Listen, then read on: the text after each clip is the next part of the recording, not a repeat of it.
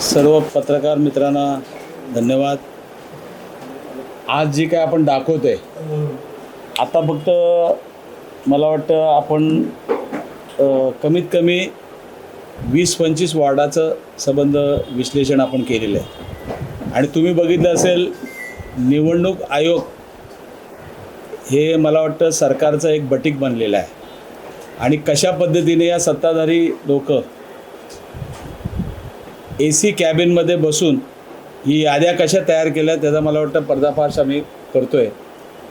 Total 33 प्रभागनीय जे काय आपली ही यादी प्रसिद्ध केलेली आहे त्या संदर्भामध्ये तुम्ही बघितलं असेल 16,50,000 असे टोटल मतदार आहेत आणि त्या ह्याच्यामध्ये तुम्ही जर बघितलं संबंध मला वाटतं 33 वॉर्डामध्ये आमच्या सर्व कार्यकर्त्यांनी घरोघरी जाऊन त्या ठिकाणी सर्वे केलेले आहेत।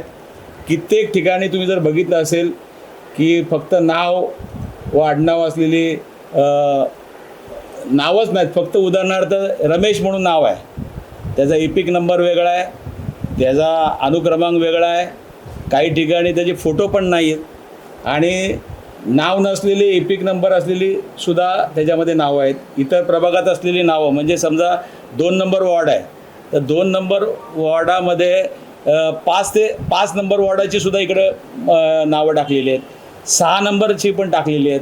म्हणजे ही स्वतंत्र अशी एक मतदारांची टोळी निर्माण तयार करून प्रत्येक प्रभागामध्ये 200, 300, 400 नावं ही त्या प्रभागात जाऊन मतदान करून बोगस त्या ठिकाणी वोटिंग करणं हा संपूर्ण त्याच्या मागचा उद्देश आहे।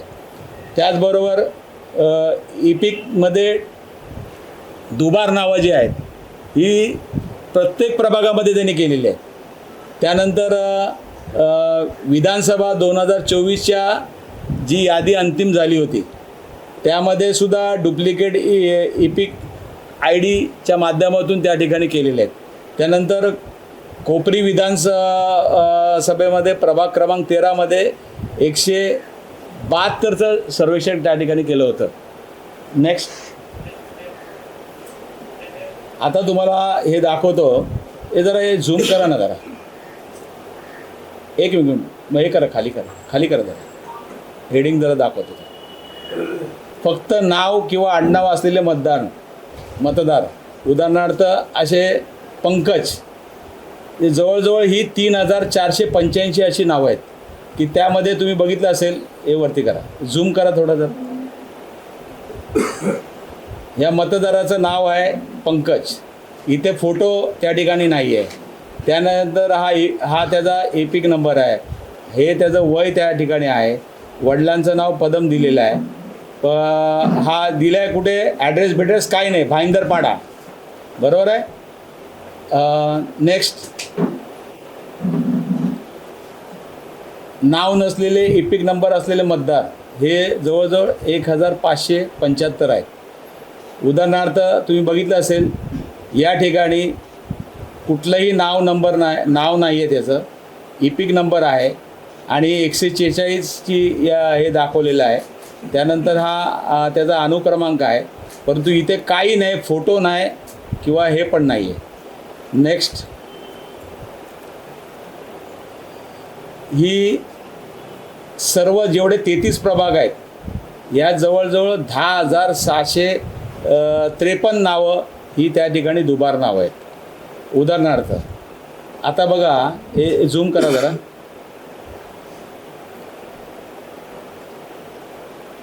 यांचं नाव आहे वाघमारे मंदा निवृत्ती, बरोबर आहे, हा त्याचा एपिक नंबर आहे, बाकीचे सर्व त्याचे डिटेल्स आहेत। या ठिकाणी हे दिलेलं आहे आणि सेम त्याच ह्याच्यामध्ये तिचं नाव इथे टाकलेलं आहे, हा बघा, हा सेम फोटो आहे बघा, निवृत्ती, हे इथे नाव पण सेम आहे आणि हे पण फोटो पण सेम आहे। म्हणजे कशा पद्धतीने झोपून काम केलेलं आहे तुम्ही दिसतंय, पुढे घे, आणि हे बघा, आणि ह्याच्यामध्ये तुम्ही बघितलं असेल दुबार मार्क केलेले यात नाही आहेत। म्हणजे ते सांगतात ना स्टार मारले ज्यांची नावं आम्ही दुबार असतील त्यांना आम्ही हे असे हे केलेलं आहे, मार्किंग केलेलं आहे. तर बघा हे सगळं ही यादी आहे, म्हणजे हे पण त्यांनी केलेलं नाही.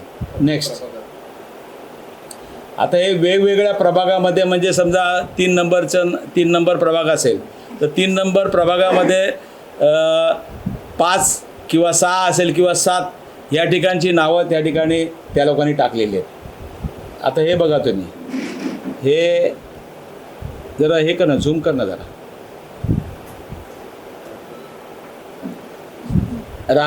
राठोड अंकिता, बरोबर आहे. हा इपिक नंबर आहे त्यांचा, बरोबर आहे. 9,412, बरोबर आहे. आता हा इकडे ही यादी आहे बघा. या यादीमध्ये राठोड अंकिता गोपीचंद, बरोबर आहे. हा दुसऱ्या प्रभागामध्ये टाकलेले आहेत. वडिलांचं नाव राठोड गोपीचंद आहे, इथे पण तेच आहे, बरोबर आहे. आणि हा बघा, हा त्याचा बघितला असेल हा इथे 958 आहे, हा इकडे 383 आहे. हा यादी नंबरसुद्धा वेगळा आहे, बरोबर आहे. नेक्स्ट, आणि तुम्ही बघितलं असेल यामध्ये कुठेही त्यांनी डबल मार्किंग केलेलं नाही. फोटो पण सेम आहे बघा, हा फोटो आहे. आणि त्यांनी काय केलं आहे, त्या ह्याच्यामध्ये एक लाईट केलं आहे फोटो आणि एकामध्ये डार्क मारलं आहे, म्हणजे तो फोटो ओळखू नये म्हणून. पण हे दोन्ही फोटो सेम आहेत बघा. हे दोन्ही फोटो झूम करून बघितले तर तुम्हाला हे दोन्ही फोटो सेम दिसेल. इपिक नंबरसुद्धा वेगवेगळा आहे इकडे यादीमध्येचा भाग क्रमांक पण सुद्धा वेगळा आहे. आणि या ठिकाणी बाकीचं तरी सर्व तसंच ठेवलेलं आहे. पुढे हा वेगवेगळे प्रभाग आहेत. आणि मेन म्हणजे त्यांनी सांगितलं ना की दुबार स्टार केलेले आहेत, ते पण नाहीत. हा प्रभाग, ही यादी आहे ही 28 नंबर प्रभागाची आहे. आणि ही जी यादी आहे ती 27 नंबर प्रभागाची. पुढे नेक्स्ट, एकाच वोटर आय डीवर 2 वेगळे वॉर्ड विधानसभेमध्ये, बरोबर आहे. आता तुम्ही बघितलं असेल हा वॉर्ड क्रमांक 8 आहे, सिरियल नंबर आहे 11,464. हा 146 विधानसभा मतदारसंघ, बरोबर ना. आणि हा त्याचा नंबर आहे, हा वोटर आय डी नंबर आहे. आणि नाव बघा, जितेंद्र मधुकर कुलकर्णी, वय वर्ष 58, बरोबर आहे. याचा हे बघा इपिक नंबर बघा सेम आहे, इथे सुद्धा याचा हे सेम आहे. म्हणजे तुम्ही बघितले एकाच वोटर आय डीवरती 2 वॉर्डमध्ये वेगवेगळ्या वॉर्ड आणि त्या ह्याच्यामध्ये त्यांनी नावं टाकलेली आहेत. म्हणजे एकाच इपिक नंबरवरती 2दा नावं त्यांनी टाकलेली आहेत आणि वेगवेगळ्या यादीमध्ये टाकलेले आहेत. पुढे हां, विधानसभा पण वेगळी आहे. नंतर हे वरती घे, झालं, पुढे घे. म्हणजे या सर्व मतदारांचं जर समजा आपण आकडेवारी केली तर जवळजवळ 22,362 आहे, एवढी ही संख्या त्याची आहे. पुढे नंतर आता हे बघा, हे विधानसभा 2024च्या अंतिम यादीत ही असलेली डुप्लिकेट इपिक आय डीचे हे सर्व आहेत. ही जवळजवळ 8,609 बघा. यांचे इपिक नंबर बघा सेम आहेत बघा. हे बघा. आता हा बघा, हा श्रीवास्तव इथे आहे, योगेश श्रीवास्तव. इपिक नंबर दोन्ही वेगवेगळ्या यादीत त्यांचे नाव आहेत, कळलं का नाही. इथे ॲड्रेस बघा वेगळा आहे, इथे राजश्री शानू काय जे काय आहे ते. इथे बघा हा बूथ ॲड्रेस हा बघा शुभारंभ डी विंग, इथे हा ॲड्रेस वेगळा आहे बघा. त्यानंतर प्रत्येक ठिकाणी तसंच आहे. म्हणजे इवन हे ह्या इथे जे टाकलं आहे ते राम कापसे फुटबॉल. आणि इथे तुम्ही परमारचं इथे हे आहे, इथे परम दिलं आहे, इकडे परमार दिलं आहे. इपिक नंबर दोन्ही सेम आहे बघा. आणि वेगवेगळे विधानसभेत. त्याचबरोबर हे सपना अमित ढाकी. आता हे बघा, हे केविन मेरी हायस्कूल हा आहे. हा इपिक नंबर दोघांचा पण इथे पण सेम आहे बघा. हा ओसवाल म्हणजे प्रत्येक ठिकाणी त्या ठिकाणी वेगवेगळ्या बूथमध्ये जाऊन हे लोक बोगस वोटिंग करणार. म्हणजे एक माणूस त्या ठिकाणी वेगवेगळ्या ठिकाणी जाऊन तो मतदान करणार आहे. पुढे या कोपरी विधानसभा म्हणजे जो आहे तर प्रभाग क्रमांक 13मध्ये हे सर्वेक्षण त्या ठिकाणी आपण केलं होतं. त्या एकूण मतदार 1081 आहे एका यादीमध्ये. त्यामध्ये सापडलेले मतदार म्हणजे हे खरे वोटर्स आहेत, बरोबर आहे. आणि मयत आहेत 21, ते सुद्धा दाखवले त्याच्यामध्ये. त्यानंतर ओळख पटत नाही म्हणजे हे 384 जी आहेत ते एरियात राहतच नाहीत. ती एक बिल्डिंग कुठली दाखवली होती, काय बिल्डिंगचं नाव रे? गरोडिया. ती बिल्डिंग आता डिमॉलिश झाली आहे. हां, उदाहरणार्थ हे बघा, हे जे दिसत आहेत ना हे सापडलेले आहेत, बरोबर आहे. हां, आणि हे लोक जे आहेत दाखवतात ना हे राहतच नाही. हा मयत आहे बघा, तरी त्याचा फोटो हे आहे त्याचा, बरोबर आहे. आता हे कसं आहे, आपला कार्यकर्ता तिथे राहत असल्यामुळे आपल्याला माहीत पडलं ना. आता इथे बघा दुबार नावाचं त्यांनी हे टाकलेलं आहे खाली, पण ते कुठे आहेत बघा ना, सांगा ना मला. कुठे स्टार मार्क कुठेच नाही त्याचे. आणि हे लोक राहत नाहीत तिथे, जागेवरती गेले तर हे लोक राहतच नाही, ते सापडत पण नाहीत. महत्त्वाची गोष्ट म्हणजे झालं. पुढे घे, पुढे झालं. आता बघा, तुम्ही बघितलं असेल, हे लाईट लाव जरा, संपलं नाही. तुम्ही बघितलं असेल की आज गेले 1-1.5 वर्षापासून या मतदार यादीच्या घोळावरनं मला वाटतं दिल्ली असेल, संपूर्ण देशामध्ये हे ऑब्जेक्शन रेज केलं होतं. मला वाटतं राहुल गांधी असतील, आदित्य ठाकरे असतील किंवा सर्व पक्षाच्या लोकांनी त्या संदर्भामध्ये तक्रार केलेली होती. परंतु तुम्ही बघितलं असेल की ठाणे महापालिकेच्या एका वेबसाईटवरती तुम्ही बघितलं असेल काही दिवसापूर्वी नवी मुंबईतली नावं ठाण्याच्या महापालिकेच्या ह्याच्यावर आली होती. मग जेव्हा बोंबाबोंब झाली तेव्हा मग ते लगेच रातोरात ते वेबसाईटवरनं ती नावं त्या ठिकाणी काढली गेली. तुम्ही बघितलं असेल या अधिकाऱ्यांनी कुठलंही त्या ठिकाणी शहानिशा न करता, मग BLO असतील किंवा अजून कोण असतील, या लोकांनी AC कॅबिनमध्ये बसून त्या ठिकाणी सर्व हे काम केलेलं आहे. तुम्ही बघितलं असेल की प्रत्येक वेळेला आम्ही ही सर्वांद मेहनत करून, मला तुम्हाला आठवत असेल लोकसभेला 1,61,000 त्या ठिकाणी दुबार नावं असतील, बोगस नावं असतील, अशी सर्व पुराव्यासकट म्हणजे इलेक्शन कमिशनरने ती यादी डिक्लेअर केल्यानंतर 24 तासामध्ये आपण त्या पुराव्यानिशी ती यादी इलेक्शन कमिशनरकडे त्या ठिकाणी दिली होती. परंतु त्यातलं एकही नाव त्या ठिकाणी कमी केलं गेलं नाही. आणि तुम्ही बघितलं असेल तेवढाच डिफरन्स त्या इलेक्शनच्या ह्याच्यामध्ये तुम्ही बघितलं असेल, 1,61,000 आणि मी पण मला वाटतं तेवढ्याच मताने कमी जास्त त्या ठिकाणी मी पडलो होतो. आणि तुम्ही बघितलं असेल प्रत्येक वेळेला आम्ही हे संबंध ऑब्जेक्शन रेज करतो, परंतु पण यावेळेला मी कार्यकर्त्यांना धन्यवाद देईन की आमच्या सर्व कार्यकर्त्यांनी घरोघरी जाऊन त्या ठिकाणी आम्ही त्या ठिकाणी गेलो होतो. आमचे सर्व कार्यकर्ते त्या ठिकाणी गेले होते आणि संबंध बिल्डिंग वाईज ती नावं शोधून त्या ठिकाणी कोण मयत झालेलं आहे किंवा काय आहे हे सर्व काढून इतंबूत दिलेली. मी फक्त आता थोडेसे तुम्हाला दाखवतो आहे, परंतु आम्ही प्रत्येक प्रभागामध्ये आमच्या प्रत्येक कार्यकर्त्यांनी, विभाग प्रमुख असेल, शाखा प्रमुख असेल, यांनी प्रत्येक ठिकाणी ऑब्जेक्शन रेज केलेलं आहे. परंतु आता तुम्ही बघितलं असेल निवडणूक ऐकता का ह्याचा कसा कारभार चालू आहे इलेक्शन कमिशनरचा. आता ही जी निवडणूक झाली ह्याची त्या संदर्भात तुम्ही बघितलं असेल की उद्या मतमोजणी होणार होती, परंतु नियमानुसार एका ह्याच्यामधलं हे जर इलेक्शन चालू असेल अर्धवट स्थितीमध्ये तर ती मतदार वरती त्याचा परिणाम होऊ नये यासाठी आपण शेवटी करायला पाहिजे होतं. शेवटी नागपूर खंडपीठाने ह्याच्यामध्ये कोणतरी याचिकाकर्ता त्या ठिकाणी गेला आणि त्यांनी ही ऑर्डर त्या ठिकाणी इलेक्शन कमिशनरला दिल्यामुळे मला वाटतं ती मतमोजणी ह्या सर्व झाल्यानंतर ती करणार आहेत. म्हणजे आज तुम्ही बघितलं असेल की कशा पद्धतीने त्या ठिकाणी मनमानी चालू आहे.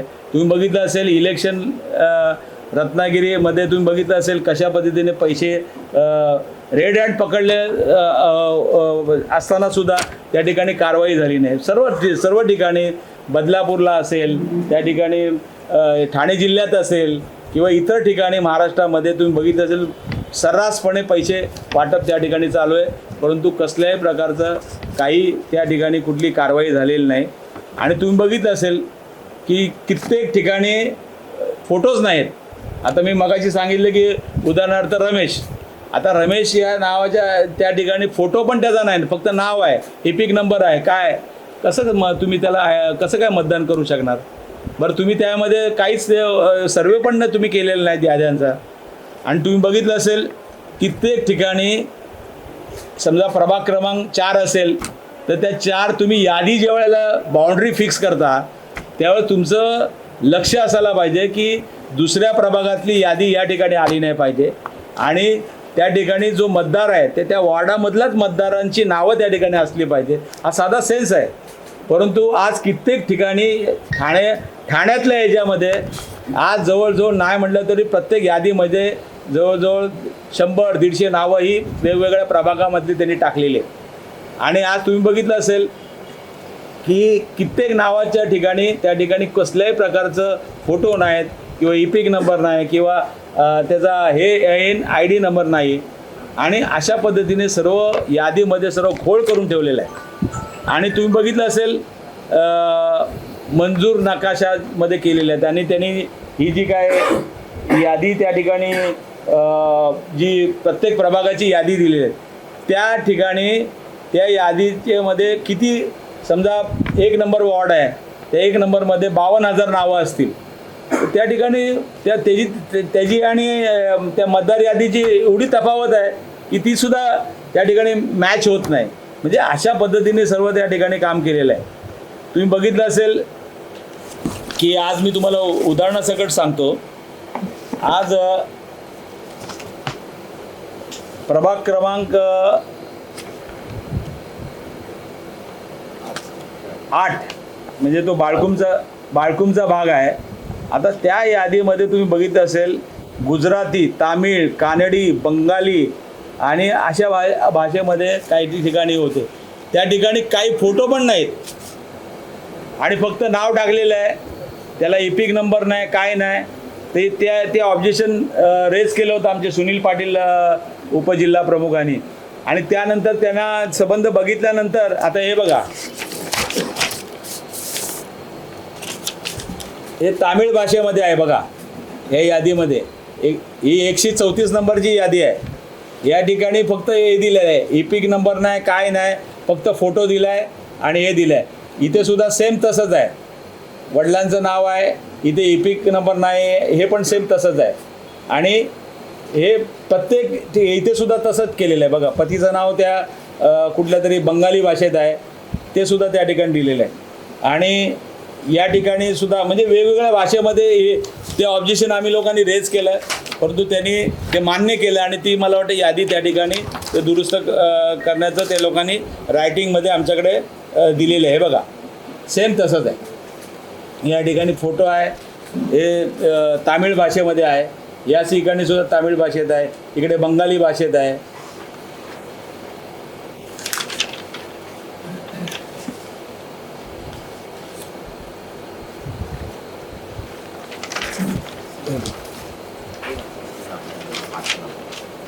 त्याचबरोबर ठाणे महापालिका क्षेत्रामधील मतदार यादी जी काही त्या लोकांनी प्रारूप आता जी लेटेस्ट बनवली होती त्यामध्ये नावच नाही, परंतु वोटर ID टाकलेला आहे.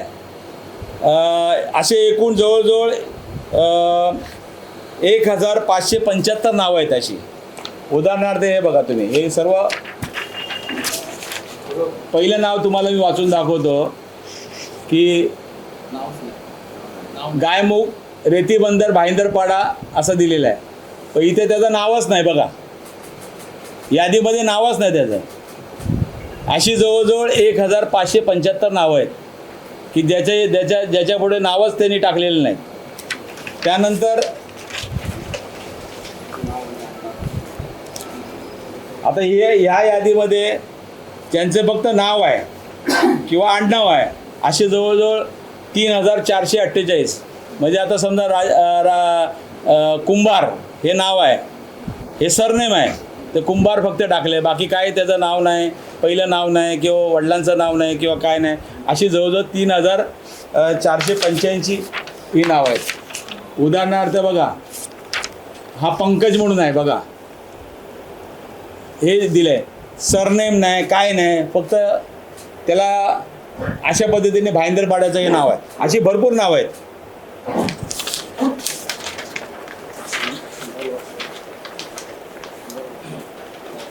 आता बघा, मजेशीर घटना आहे. या पारुग मतदार यादीमधील 100 वरील जवळजवळ 562 नावं आहेत. 100 वर्षाची वयापेक्षा जास्त असलेली. ते कुठं नाव ते आपण काढलेलं, ते काढ ना, ते नाव होतं बघ आपण मुलाचं नाव. आता बघा, हा पहिलं नाव वाचून दाखवतो. अवधेश प्रताप शेरबहादूर सिंग, वय 104, बरोबर आहे. मोगरपाडा ओवळा, बरोबर ना. आता तुम्ही विचार करा, 104चा आहे. असे जवळजवळ सर्वात जास्त मला वाटतं 107चा आहे. कळलं की नाही. ही जवळजवळ ही जी यादी आहे, ही जवळजवळ 562 लोक आहेत संपूर्ण आपल्या ठाणा कॉर्पोरेशन लिमिटमध्ये. त्यानंतर सर्वात मजेशीर घटना हेच ना रे.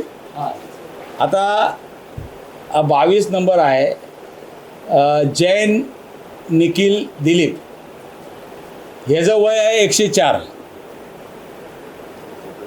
आणि ह्याचं वय दाखवलं आहे 104 दाखवलं आहे.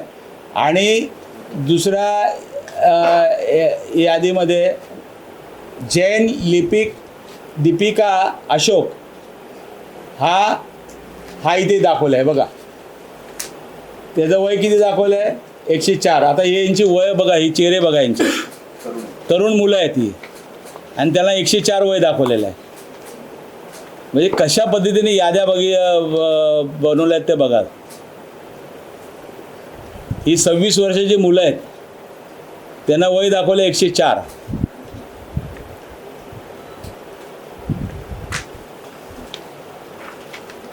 आता बघा, तिसरा आहे खाचे हरीस याकूब, हा सुद्धा तरुण मुलगा आहे बघा, याला 104 वय दाखवलं आहे. ते स्त्रीलिंग पुलिंग कुठे आहे, कुठे दाखव ना पटापट. हे अजून वाचून दाखवायचं. हे बघा, हे जर लाईट बंद कर ना, ते लाईट बंद. आता हे बघा, नावं बघा, याचं झूम कर ना बाळा.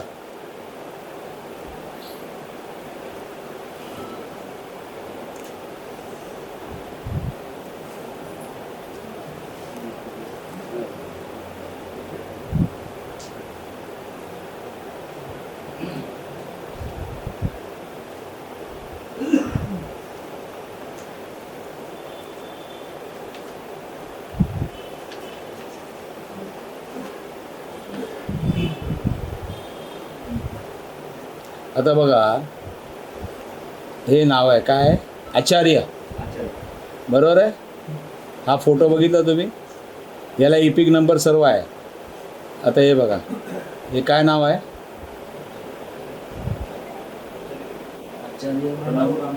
रामचंद्र, बरोबर ना. फोटो हाच आहे.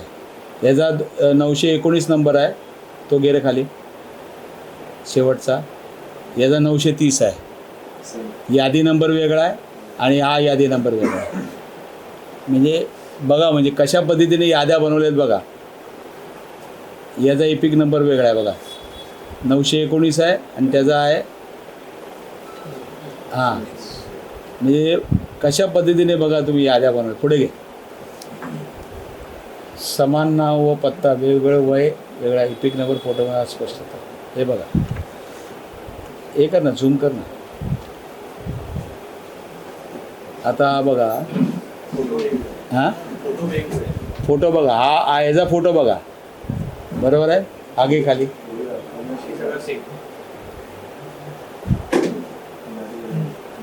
हा बघा, हा फोटो बघा आणि तो फोटो बघा.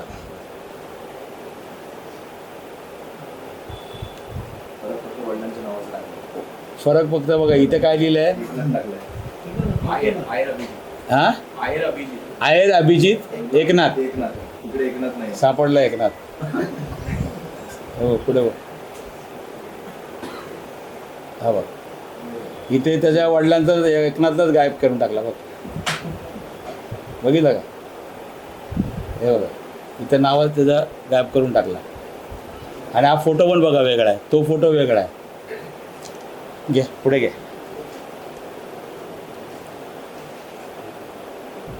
समान नाव, समान वय, समान फोटो वेगळा, हां वेगवेगळा, याचा वेगवेगळे एपिक नंबर. आता बघा याचा एपिक नंबर बघा, हा 924 बरोबर आहे. सेम फोटो आहे बघा, हा आणि हा सेम फोटो आहे. हा किती 873 आहे आणि हा 924 आहे. आणि त्याचा फोटो त्यांनी छोटा केला आहे, म्हणजे हा एवढाच दाखवला आहे बघा. हा सेम फोटो आहे, म्हणजे हा दुसरा बोगस मारणार तो. आणि यादी पण वेगळी आहे, ती यादी वेगळी आहे. पुढे घे,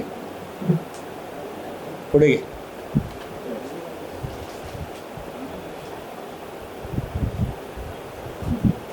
घे पुढे. आता हे जे इपिक नंबर बघा वेगवेगळे आहे, फोटो एकच आहे, हा फोटो एकच आहे बघा. याचा इपिक नंबर बघितला असेल, हां ऐक ना, ऐक त्याचं पुढे ऐक ना, 6033 आहे आणि हा 5455 आहे. हा त्यांनी केलं असेल डबल स्टार, बरोबर ना.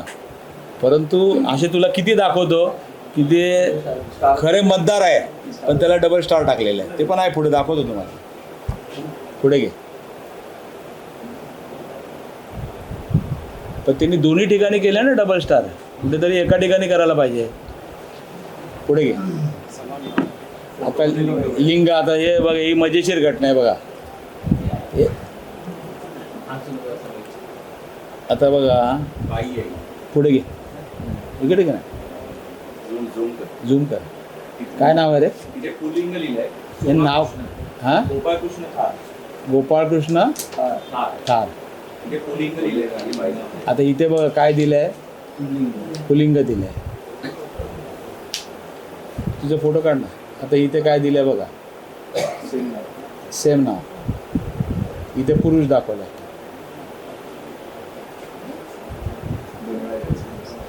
हे माणूस, इथे बाई आहे आणि तिकडे पुरुष आहे. हे बघा 288 नंबर आहे बरोबर, इपिक नंबर तो काढ रे. इथे बघा, हा इपिक नंबर वेगळा आहे, बरोबर आहे. इथे पुढे घे. 13,811. ह्याच्यामध्ये फोटोच नाही बघा. उदाहरणार्थ हा बघा, इथे त्यांनी टाकला आहे स्टार, बरोबर आहे. पुढे घे. या आधी लिंग बदल वेगळा आहे, पुढे घे पुढे. आता बघा, आता इथे बघा हा मुलगा आहे बरोबर ना, हा इपिक नंबर आहे 91. इथे काय दिलं आहे वरती, नाव काय रे, तांबे आहे का तो, तांबे विजय ना, चिन्मय आहे बरोबर ना. इथे काय दिलं बघा, इथे वडिलांचं नाव टाकलं बरोबर. आता इथे स्त्री दिलं आहे, तिकडे पुरुष दिला आहे, इकडे त्याला मुलगी बनवून टाकली, बरोबर आहे. इपिक नंबर त्याचे बघा, हा मला वाटतं 91 आहे आणि हा आहे 89. हे सुद्धा बोगस आहे. पुढे घे. नावं नसलेली. आता उदाहरणार्थ हे बघा, हा फोटोमध्ये नावच नाही बघा, नावच नाही. पुढे घे. इथे पण नाव नाही बघा. फोटो आहे.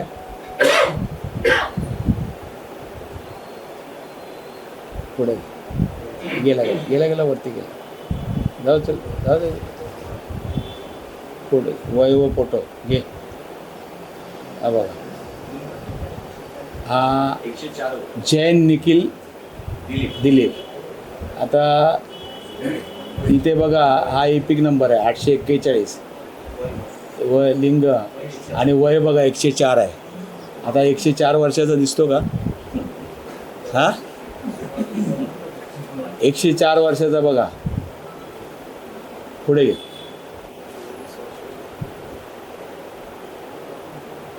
आता इथे बघा, जैन दीपिका अशोक. इथे काय दाखवलं आहे? 104 केलं आहे वय बघा. 104 वर्षाची तरुणबाई. पुढे घ्या. हां हे घे. हे बघा, हे अजून मजेशीर आहे. पुढे घ्या. हा बघा, काय रे? खासे हरीस याकूब. याचं काय दिलं आहे? 104 वय आहे. हे आहे. आणि हा 21 नंबर आहे इपिक नंबर. हा 39 नंबर आहे. ही त्याची आई, बरोबर आहे. तिचं वय दाखवलं आहे 52 आणि त्याचा 104. म्हणजे ही त्याची आई आहे. हा मुलगा आहे तिचा. मुलाचं वय दाखवलं आहे 104 आणि आईचं वय दाखवलं आहे 52. हां, म्हणजे बघा काय इलेक्शन कमिशनर काय करू शकतं बघा तुम्ही. हां, वय वाढवायचं कमी करायचं. पुढे ते मगाशी सांगितलं तुम्हाला, हे झालेलं आहे. पुढे घे. पुढे झालं झालं झालंय. म्हणजे टोटल आपण जर बघितलं पूर्ण ठाणा कॉर्पोरेशन लिमिटमध्ये 67,508 एवढी दुबार नावं त्या ठिकाणी झालेली आहेत, की जी या यादीत पण आहे, की त्या यादीत पण आहे. झालं. आता बघा, तर थोडक्यात बोलायचा उद्देश असा आहे की या ठिकाणी आपण ऑब्जेक्शन सर्व रेज करतो आहे आणि आम्ही नुसते ह्याच्यावरती गप्प बसणार नाहीत. त्या अधिकाऱ्याला, ज्या अधिकाऱ्यांनी ज्याच्या हातात ही निवडणूक आहे त्याला आम्ही पुराव्यासकट देणार आहोत. आणि जर त्यांनी जर नाही केलं तर त्याला काय करायचं तो शिवसेना स्टाईलने आम्ही करणार आहोत. कारण हे लोकांच्या भवितव्याचं आहे. एकतर या निवडणुका आज जवळजवळ 8 ते 9 वर्षानंतर येत आहेत आणि जर एक अधिकारी ह्या सर्व याला जबाबदार असेल तर मला वाटतं त्या अधिकाऱ्याला आम्ही सोडणार नाही. कारण हे सर्व आम्ही पुरावे त्यांच्याकडे देतो आहे. आता मला वाटतं प्रत्येक प्रभागामधले आमचे सर्व ऑब्जेक्शन त्या ठिकाणी रेज झालेले आहेत आणि त्या प्रभागातल्या पुराव्यासकट आम्ही दिलेलं. आता त्यातले सर्व पुरावे तुम्हाला दाखवलं आणि त्या पुराव्यानुसार त्यांनी जर कारवाई केली नाही तर मला वाटतं त्याला जे काय करायचं आहे ते आमच्या स्टाईलने आम्ही करू.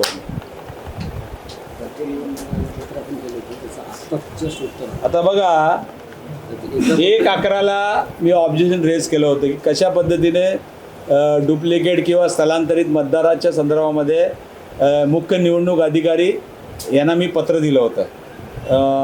1/11 म्हणजे जवळजवळ 6 नोव्हेंबरला त्यांनी 2025ला मुख्य निवडणूक आयुक्तांकडे हे गेलं. आता त्यामध्ये मी सर्व पत्रामध्ये नमूद केलेलं होतं ते त्यांनी आज स्थानिक स्वराज्य संस्थेला अधिकार नाही आहेत आणि आता याच्यात सांगतात की दुसऱ्या आदेशामध्ये सांगतात ते अधिकार स्थानिक स्वराज्य संस्थेच्या अधिकाऱ्यांना. आता तुम्ही बघितलं असेल त्या हे जे पत्र आहे माझ्या नावानेच आहे, राजन विचारे यांच्या दुभागलेली डुप्लिकेट स्थलांतरित मतदार नावे एकत्र करण्याबाबत ते यादीतून मृत मतदार अनिश्चित नावे फोटो तपासणीवर निर्देश देण्याबाबत, बरोबर आहे. त्याला उत्तर काय दिलं आहे? हे उत्तर आहे मला वाटतं 24/11/2025 आहे. हे आत्ताच दिलं आहे. निवडणूक आयोग किंवा राज्य निवडणूक आयोगाने स्थानिक स्वराज्य संस्थांची मतदार यादी तयार करण्याकरता प्राधिकृत केलेल्या अधिकाऱ्यास नाही. म्हणजे ती यादी निवडणूक आयोग किंवा राज्य निवडणूक आयोगाने स्थानिक स्वराज्य संस्थांची मतदार यादी तयार करण्याकरता प्राधिकृत केलेल्या अधिकाराच नाहीत. आणि इथं पण ते हां अधिकार आहे. आणि इथे या दुसरं हे पत्र आहे ज्याचं उत्तर मला आलेलं आहे.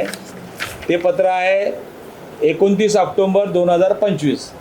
त्या ठिकाणी ते असं म्हणत आहेत की सदरची कार्यवाही राज्यातील विविध स्थानिक स्वराज्य संस्थांसाठी नेमण्यात आलेल्या प्राधिकृत अधिकारी यांच्याकडून करण्यात येते.